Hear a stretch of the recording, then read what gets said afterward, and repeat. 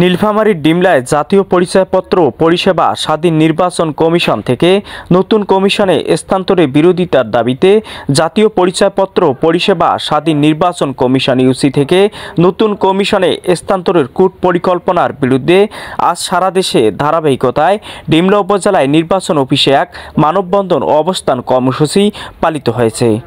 কর্মসূচি পালনের বিষয়ে উপজেলা নির্বাচন অফিসার শুভকুমার সরকার বলেন, সংস্কার কমিশনের এই পরিকল্পনা গণতান্ত্রিক প্রক্রিয়া ও নাগরিক অধিকার পরিপন্থী হিসাবে তিনি উল্লেখ করেন।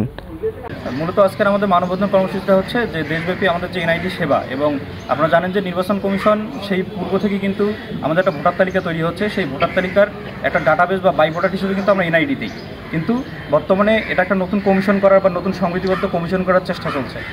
কারণ এটা যদি আপনার নতুন সংবিধিবদ্ধ একটা কমিশন করেন, সেক্ষেত্রে দেখা যাবে আপনার এনআইডির পিছনে কিন্তু বাড়তি একটা কমিশন করতে হচ্ছে, সেটার জন্য আবার আলাদা খরচ করতে হচ্ছে।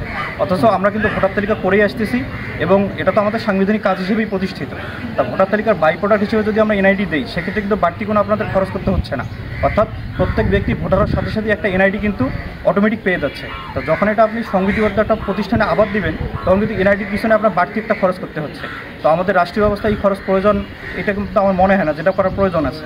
আর তার চেয়ে বড় কথা হচ্ছে যে ভোটার তালিকা যখন আপনারা আরেকটা অঞ্চলে মানে আরেকটা কমিশনে দিয়ে দিবেন, তখন নির্বাচন কিন্তু প্রশ্নবিদ্ধ হবে। কারণ আমাদের ডাটাবেস তাদের ডাটাবেসের সাথে সাংঘর্ষিকতার সম্ভাবনা থাকতেছে।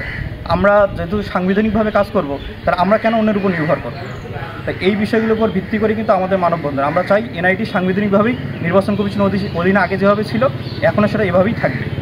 আমাদের মূলত সারা বাংলাদেশেই এই যে আইনটা হচ্ছে বা একটা নতুন কমিশন হওয়ার যে সিদ্ধান্ত চলছে, সেই সিদ্ধান্তের প্রতিবাদ স্বরূপ আমরা আজকে 13ই মার্চ আমরা 2 ঘন্টা কর্মসূচি পালন করতেছি। এটা হচ্ছে অবস্থান কর্মসূচি। যদি আমরা মূলত একটা বার্তা দিতে চাচ্ছি যে এই যে এনআইডি যে আইনটা আছে, এটা বাতিল হোক, এনআইডিটা ইসির অধীনেই থাকবে। তিনি আরও বলেন, নির্বাচন কমিশনের অধীনে জাতীয় পরিচয়পত্র পরিষেবা চলমান থাকায় এটি স্বাধীন নিরপেক্ষভাবে পরিচালিত হয় এবং নতুন কমিশনে স্থানান্তর করলে এর স্বচ্ছতা ও কার্যকারিতা কমে যাবে। এই সিদ্ধান্তটি জনগণের নিরাপত্তা এবং তথ্যর সুরক্ষাকে ঝুঁকির মধ্যে ফেলতে পারে।